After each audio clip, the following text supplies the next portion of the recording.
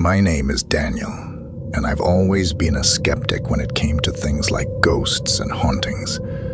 That was until I inherited Hollow Manor, an old and decrepit mansion that had been in my family for generations. Little did I know the horror that awaited me within those decaying walls. I moved into Hollow Manor with my wife, Emily, and our 2 young children, Lily and Max. The first few weeks were relatively uneventful. We heard the usual creaks and groans of an old house settling, but I shrugged them off as nothing more than the natural sounds of an aging structure. I couldn't have been more wrong. One night, as I was lying in bed, I heard footsteps in the hallway outside our bedroom. I assumed it was Emily checking on the kids, but when I rolled over to check, she was sound asleep beside me. The footsteps grew louder, and I could distinctly hear the sound of heavy breathing. Terrified, I got out of bed and opened the door, only to find an empty hallway.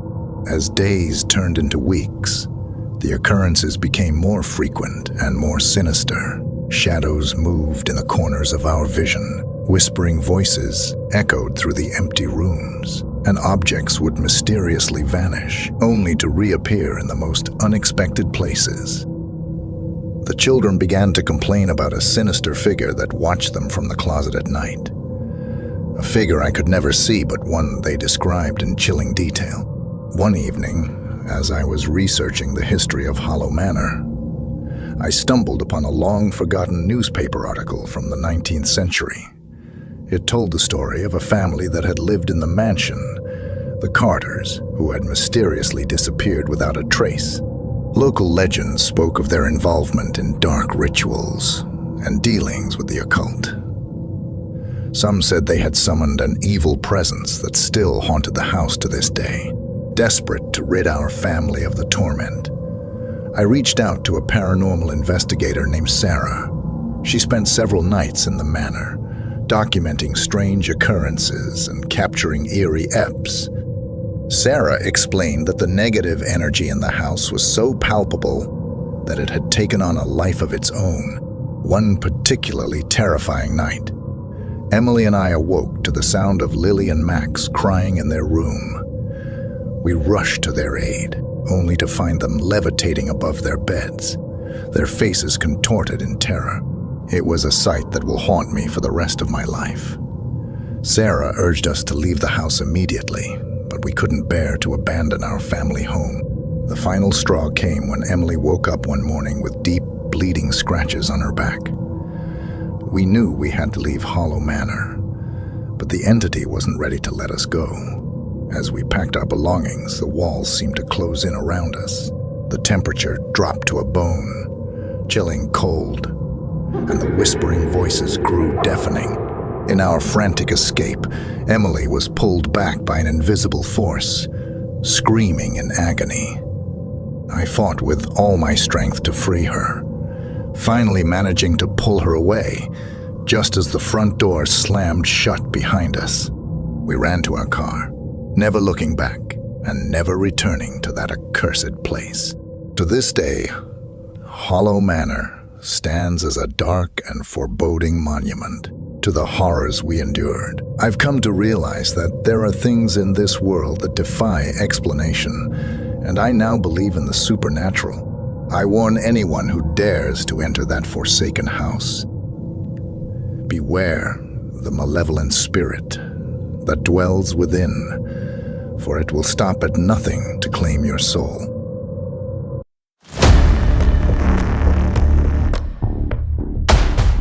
Several years ago, my friends and I stumbled upon a peculiar carnival while on a road trip. The carnival wasn't listed on any maps, and it seemed to appear out of nowhere, nestled deep within a dense, foreboding forest. The faded, hand-painted sign at the entrance simply read, "The Enigma Carnival."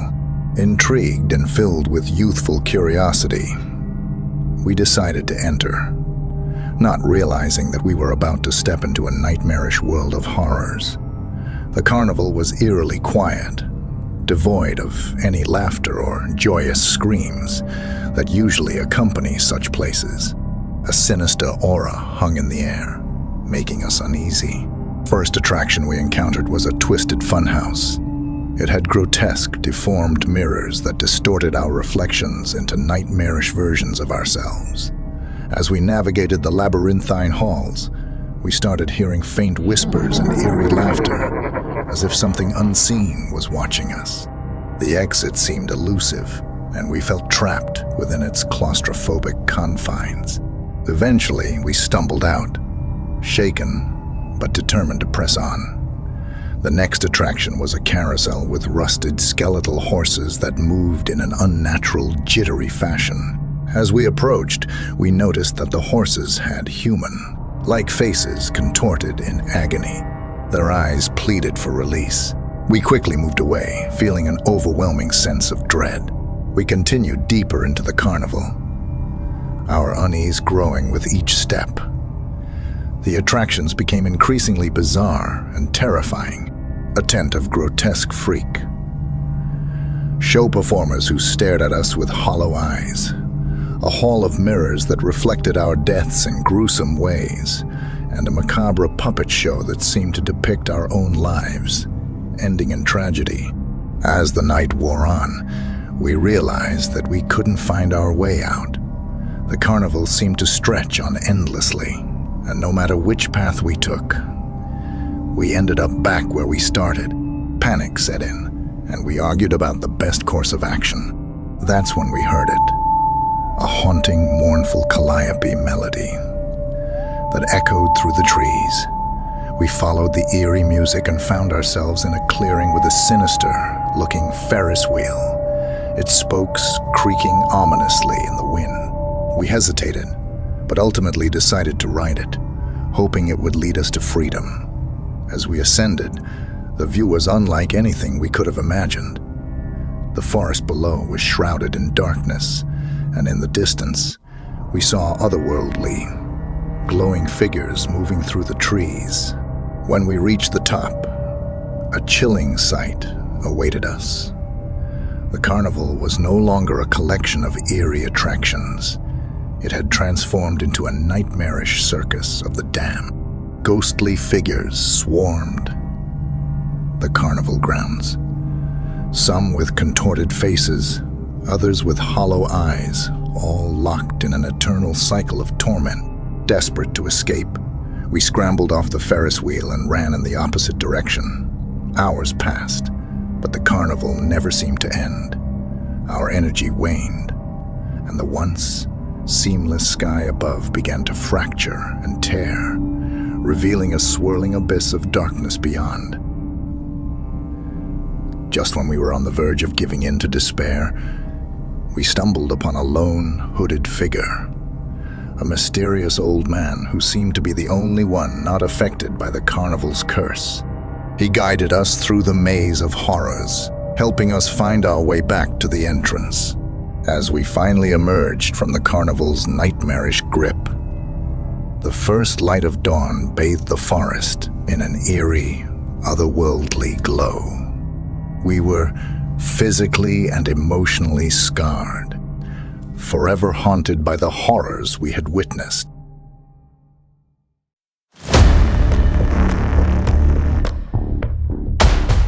As a long-haul trucker, I've seen my fair share of strange and unsettling things on the road. But nothing could have prepared me for the horrors that would unfold on a desolate stretch of highway in the middle of nowhere. This is my story, a tale of terror that haunts me to this day. It was a moonless night, the kind that swallowed the world in darkness, when I found myself driving along a remote highway that seemed to stretch on forever. My headlights cut through the inky blackness, revealing nothing but an endless ribbon of asphalt disappearing into the horizon. I had been on the road for hours, and exhaustion gnawed at my bones. The radio offered nothing but static, and my only companions were the rhythmic hum of the engine and the occasional whisper of the wind. That's when I noticed it. An eerie, pale light in the distance, flickering like a distant beacon. Curiosity got the better of me, and I decided to investigate. As I drew nearer, the source of the light became clear. It was an old, weathered gas station that looked like it hadn't seen a customer in decades. The flickering light emanated from a single, dimly lit pump. Despite the eerie ambience, my fuel gauge was blinking empty, so I had little choice but to stop. The gas station's bell jingled ominously as I pushed open the creaking door. The interior was frozen in time, with dust-covered shelves holding ancient sun-bleached products. The air was thick with the smell of desolate, and my every footstep echoed through the empty space. Behind the counter, an ancient, withered attendant sat on a stool, staring blankly into the darkness. His eyes were milky white, and his skin hung loosely from his frail frame. He didn't acknowledge my presence as I approached the counter and asked for fuel. With a slow, deliberate movement, the old man reached for a rusty lever and began to pump gas into my tank. The minutes dragged on, and the unnerving silence was only broken by the sound of the gas flowing. I felt a growing unease, a sense that something was terribly wrong. Finally, the pump clicked off, and I handed the old man some cash. He accepted it without a word, his gaze never leaving the void beyond the window. As I turned to leave, he suddenly spoke, his voice a hollow rasp. "Be careful on this road, son. It's not what it seems." I nodded, more out of politeness than anything else, and hurried back to my truck. As I pulled away from the gas station, I glanced back at the old man in the window. He was no longer there, and the gas station had vanished into the darkness. The road ahead stretched on, seemingly endless, and I couldn't shake the feeling that something was terribly wrong. The pale, flickering light that had guided me to the gas station now seemed to beckon me forward, like a moth to a flame.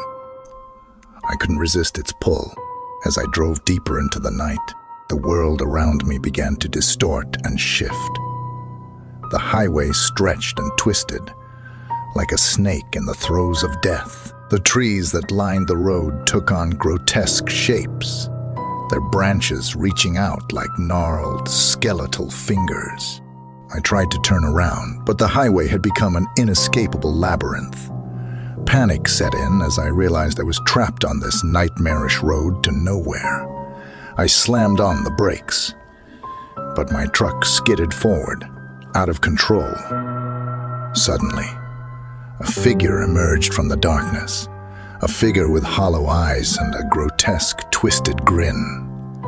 It was the old man from the gas station, and he stood in the middle of the road, blocking my path. I swerved to avoid him, but my truck collided with an invisible barrier, sending me crashing through the windshield and into the abyss beyond. When I awoke, I was back on the highway, my truck unharmed. But the old man was gone, and the pale, flickering light had disappeared. I drove on, haunted by the memory of that night and the terror that still lurks on that desolate stretch of highway. So, my friends, if you ever find yourself on a remote highway in the dead of night, beware the pale, flickering light and the gas station that should not exist. For on that haunted highway, the road to nowhere may become your eternal nightmare.